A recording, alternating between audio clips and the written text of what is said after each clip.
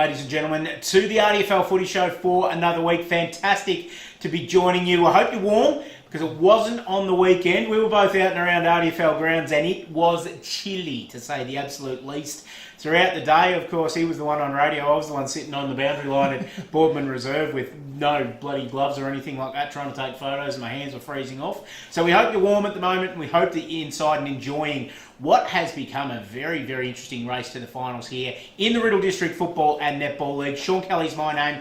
Joining me as always, my co-host, media guru himself, Shaun and Yeendy. Welcome, mate. Great to have you back. Thanks, mate. And hands are still thawing out from the under-18s over at the GGO, mate. Yep. We got snow and sleet in that game, and we had to send our young boundary umpires out to the big barrels to warm their hands. It just got that cold. Oh, it certainly did. It was a bit rough and ready on the weekend, but we're almost downhill from here. The next game we play won't quite be in August, but it won't be far off, and we know that once that happens, days start to get a bit lighter at the end, and temperatures start to get a bit warmer as we lead into finals. And speaking of finals, that's going to be our first talking point for this week. The run home for a couple of teams, in particular the race for sixth spot. We think that the top five teams are pretty well safe. Obviously, there'll be a little bit of toing and froing as to what order they finish in, and that's going to be another interesting race in itself. But for today, we're going to have a look at sixth spot. The ladder's up on the screen at the moment, so you can see how it is placed. In the incumbents in sixth spot at the moment are Wallen. They are on 7 wins and 5 losses. They are a game clear of the Sunbury Kangaroos, and Lancefield another game behind them. Now this week Lancefield have the bye, so they will get 4 points. Wallen and the Sunbury Kangaroos both in action. We'll speak more about that later on. But Yeendy, you've run the tail of the tape in the record over the last week to see what's going to happen.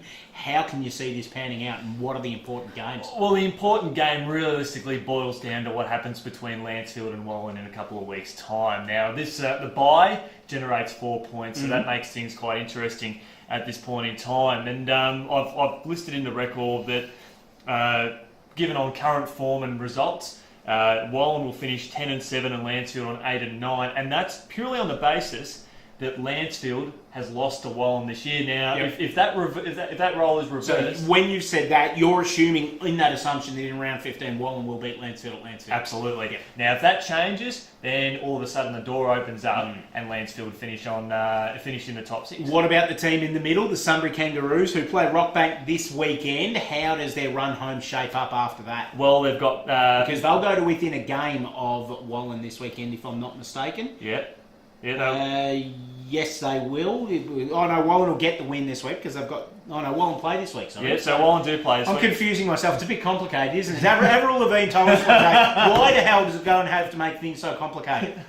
It's confusing, mate. It is just it is insane, and we'll get a fair indication. Get these bye weeks out. Get it back to normal. That way we know what the hell is going on. It is the bye weeks that's thrown us out. It is. It's terrible. Before last week at the Sunbury Kangaroos, they faced Diggers Rest twice and Macedon in there, and Romsey is sort of in the second last round of the home and away season, so they stand to win possibly two of the next 4 games. And we're assuming that that's going to be Rockbank and Romsey. Yep. And that's going to be very difficult. So and then losing the game to the league. Macedon and Diggers Rest games are both away, which does not help their cause in the slightest either. Not at all. And so that's going to make it very tough. So as we've sort of discussed in the record, we have looked at the current form by teams and the result, and purely on the wins that they've had. And while Lancefield did lose on the weekend, they put up a good effort there against Broadford. Mathematically, they are still in the hunt because, as you said, they'll pick up the 4 points. Yep. They have beaten Wood End Heskett. They have beaten Romsey. And look, it will come down that Wallen game. Lancefield's run probably the best out of the ones as well, because obviously they're bye, and then they play teams that are all below them, apart from Wallen.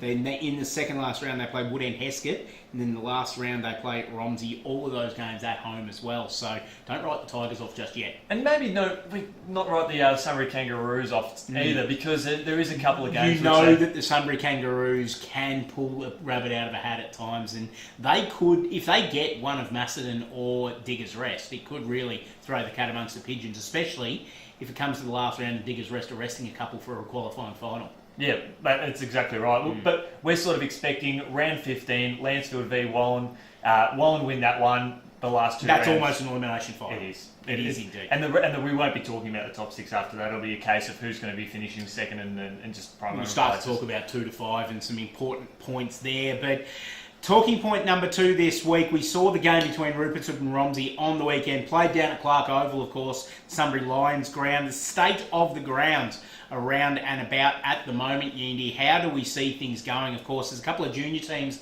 that are off grounds over the next couple of weeks. How are they looking? Well, we know, particularly looking over at Woodend, the racecourse oval has done its dash for the season, which means there is more traffic on the Gilbert Gordon Oval. Yep, which of course has just been redone itself. Absolutely, and they've got, from a senior perspective, between now and the finals, they've got at least 6 senior games still to come. And due to the extended season of the juniors, I believe there'll probably be a few junior games to take place on the Sunday. So it's going to cop a pizzling. It is going to, absolutely.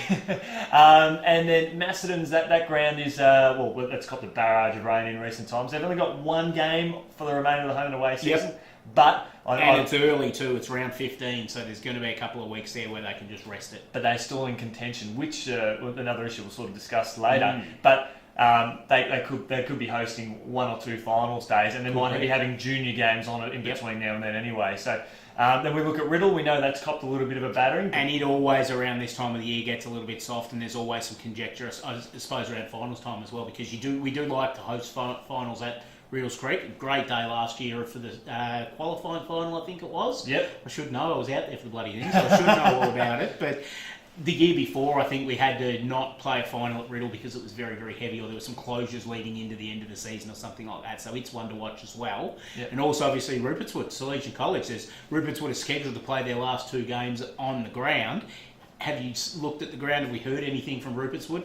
From what we understand, Rupertswood haven't come forward and said anything officially. So as far as we understand, that it's going to be business as usual. Yep. And then you look at other grounds. Well, Arnold's Creek here, the ground's in terrific nick. Romsey did cop a battering mid-season, but they'll have a little bit of traffic on it towards the end of the year.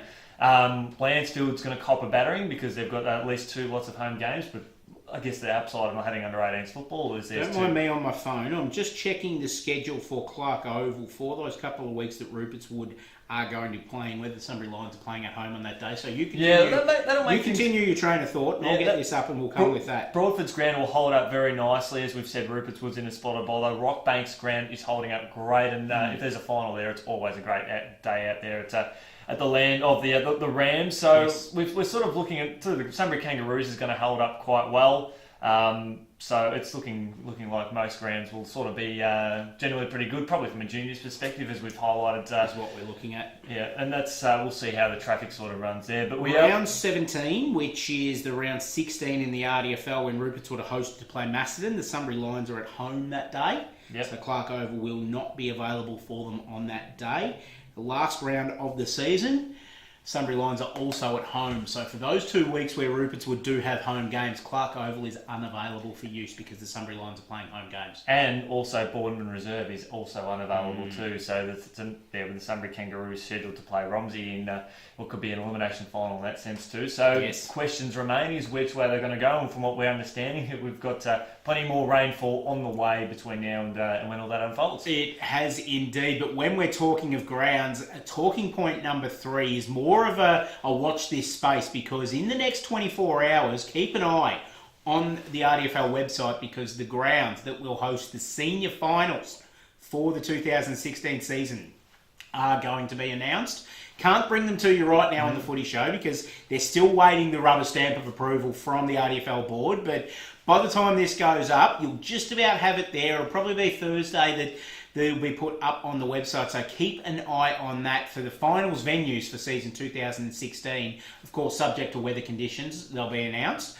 And that's something to very much keep an eye on, because we all know how important and how anticipated that finals ground release is every year. Absolutely. We've got to be mindful as well. There are a lot of grounds that juniors and seniors actually share. So and there's a lot of conjecture around what may happen around senior grounds. And obviously we've got to factor in a full day of junior footy on it as well.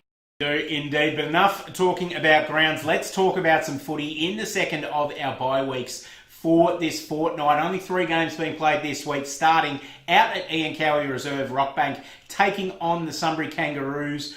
pretty good rivalry between these two sides. You know, in the past, Rockbank have come up and snatched games against the Kangaroos when they weren't expected to. I don't see that being the case this time around because I had a look at the Kangaroos for a little bit on the weekend and liked what I saw. Yeah, they really they battled hard against Diggers Rest. We know how strong Diggers Rest are. Rockbank, they are coming off their highest score of the year. They did kick 6 goals on the weekend. I know Gav has gone on record to say, well, don't worry so much about the scoreboard, but they were able to hit the scoreboard frequently enough. So they're going to use that confidence, and maybe they'll be front up against Sunbury Kangaroos, who are playing for their season virtually. Yep. And given the percentage as well, percentage is everything here, as well as we've sort of spoken about those three teams battling for that one spot. Jamie Cuff, great to see him still running around on the weekend as well. He's about 114 years old, but you wouldn't know it from the way he's getting around the ground as well, doing a great job, and great to see Cuffy still going very, very strong. Wallen at home against Macedon. This is going to be an absolute ripper, and I'll tell you what, if Wallen win this game, it takes all these discussions that we're talking about and just about throws them out the window, because we know Wallen at Green Hill Reserve are a better side than Wallen away from Green Hill Reserve, and if they can get the Cats, not only does it probably lock their final spot in, it also legitimises their final spot and probably means that they might have to play the Cats again in the first week of the finals. Yeah, it's looking very likely for that possibility to eventuate. I think it's hard to back against Macedon, considering, as we spoke about on last week's show, Tony Clark Reserve wasn't flattering by any stretch of the imagination, yet Macedon were able to go out and kick 28 goals, 7 and win by 140 points. I mean, opposition, it is what it is, but you've got to go out there and get the job done. So it's going to be very tough, but Wallen, as you said, they win that, then forget the first few minutes of the show. And they will be basically pumping themselves right up to win this game as well, for that exact reason, to go out there and lock away a final spot and, basically show the world that, hey, if we make the finals this year, we're not making up the numbers. You saw 6 beat third last year. We want to do that again. Exactly. And Sam Rexepi's coming off an 8-goal bag at the GGO a couple of weeks ago too, while Jason Cook's coming off a 7 straight bag against Melton Central. So we've got two good forwards in there showing some good form. Yeah, match of the round, that one. Which way are you going? I've got to go to Cats. I do as well, but I'm not as confident as I normally am because I know Wallen are going to throw everything at them in this one. Absolutely. Well, it's still a die here for them. Last game for the round. Geez, we got through this quickly this week. Woodend Heskett taking on Riddle at the GGO. Of course, the Hawks in action last weekend in a very good win against the Melton Centrals that you saw, Yeendy. And, of course, Riddle had the bye last week, and a lot to be said for a bye at this time of year, and just getting there, getting out and recharging the batteries and not being able to play on a cold day like they did last week. The Riddle boys will be pumped for this one, but Woodend Heskett will come in with a bit of confidence after the weekend. They certainly will. They showed a lot of promise, just playing good, solid four-quarter performance. And having a chat to Slider after the game, that was something they aimed for. And they were able to mix up the forward line a little bit. Obviously, we've spoken about Tom Grawthorpe being out for the season. Yep. They were able to throw Jesse Waters and Ethan Gove up forward just to try and mix things up a bit. And their seasoned backmen, they're pushing forward, and they were able to hit the scoreboard and do some damage. The Bombers, they were pretty much outclassed against Broadford a few weeks ago, and they'll be the first to admit that as well. So a big test for them. The ground will be intriguing in itself. No traffic on it on Sunday, which means the rain that hits this week, and it should fade out by the time the weekend rolls around. We should start to see it be quite dry. As you say, fingers crossed. But the Bombers need to come out and make a statement here. They don't want to be left in the lurch if the other teams start to get better as we get towards the finals. And you think they will?